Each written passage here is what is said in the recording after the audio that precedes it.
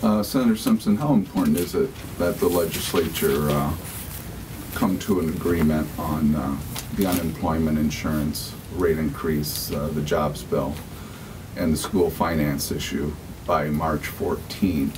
And if it were not to, what would the public reaction to the legislature be? Well, I hope the public's reaction would be very negative because of everything that we have before us, everything that we've dealt with this session. Those are perhaps the two most important things, in my opinion. Those two issues, plus whatever we can do to create jobs, to help promote job creation in the state, I think is of utmost importance to begin to get Indiana out of this recession. Do you think the speaker is making too much of Senator outing last night? Well, first of all, let me say that Senator Hirschman was not alone in that outing.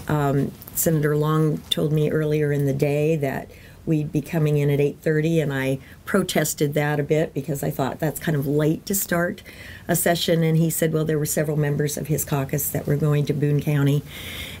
So I think the focus on Senator Hirschman is a bit unfair, since there were, let's remember, there are several candidates in this chamber, and they were doing what candidates do, which is go out and meet the voters. So I think putting a spotlight on Senator Hirschman is a bit unfair. But and let's remember that we still did come into session at 8:30, and the Senate did its work. So yeah, we all had to stay up a little later than usual, and you know, people didn't get a dinner, perhaps, but well, some Senate Republicans got dinner, but some of us didn't get dinner. But you know, that's just the way it is, and sometimes these things occur. I remember once, many years ago, I drove all the way home to Bloomington because my daughter was going to the prom, and I wanted to see her get dressed and help her with her makeup and put her in the limousine. And my caucus went to caucus and waited in caucus for 2 hours so I could drive home to Bloomington and spend that 10 minutes with my daughter. And I came back, and then we all went to the floor. Nobody said a word. No one complained. So we make accommodations for each other. That's what we do here. And so I don't have any problems with them doing what they did. We came back and we did our work. So yes, too much has been made of it. In fact, I think too much has been made about this whole thing, and I am very optimistic that things will start to come together on Monday, and you're not going to see it's like a small blip on the screen. Maybe it's because I'm older and wiser than a lot of people in the chamber anymore, but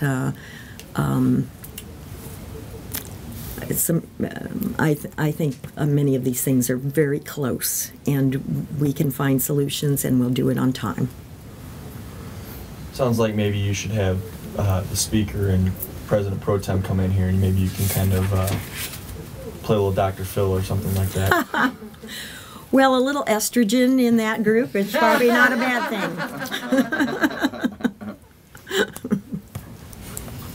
You can tell we're all tired. Yeah. No, that's all right. I understand. I'm exhausted, too. I looked at myself in the mirror and thought, oh, that's bad. I'm really tired. So, I think taking off the weekend is probably a good idea. Does the extra time give you guys an opportunity to try to resuscitate any issues that appeared like they were going to die yesterday, or is it pretty much just UI, jobs, and education, and get out of here?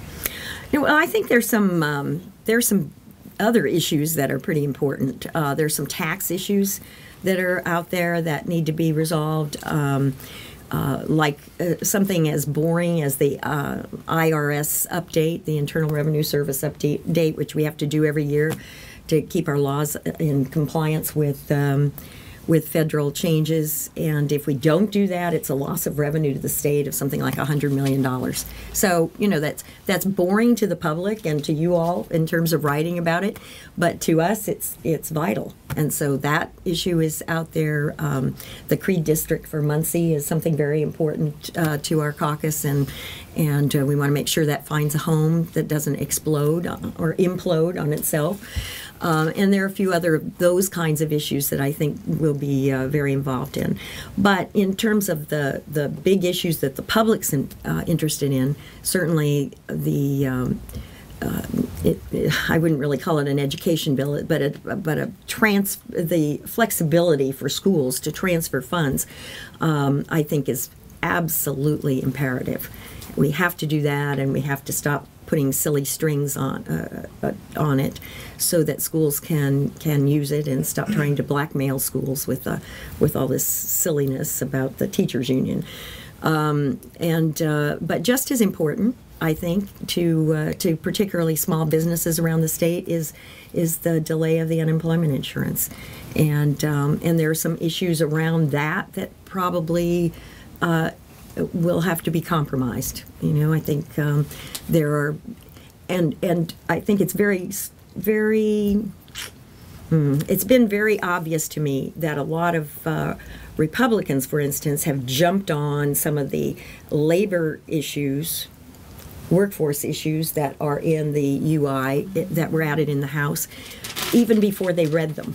They assumed they were bad. If the Democrats liked them, then they were probably pretty bad.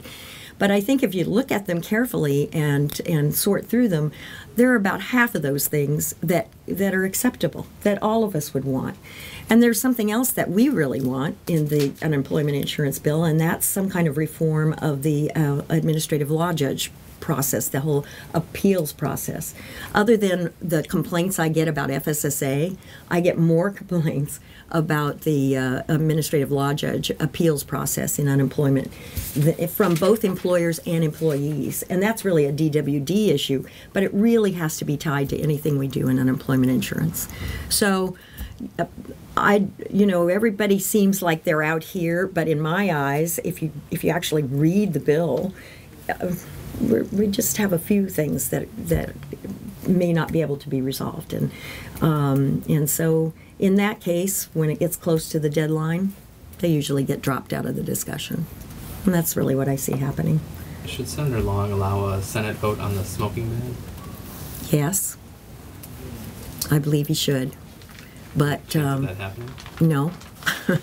I think he's made it very clear that he's not interested in doing that this year. I don't know if he'll ever be interested in doing that, but there are several members of his caucus, as well as mine, who would be very supportive of a statewide smoking ban. I live in a community that's had a smoking ban for a long time, not only in the city but also in the county, and in fact, it's really increased the patronage at bars and restaurants in the Bloomington area.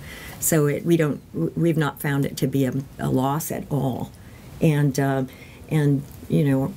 students still go to the bars, and and there's no fall off in attendance whatsoever.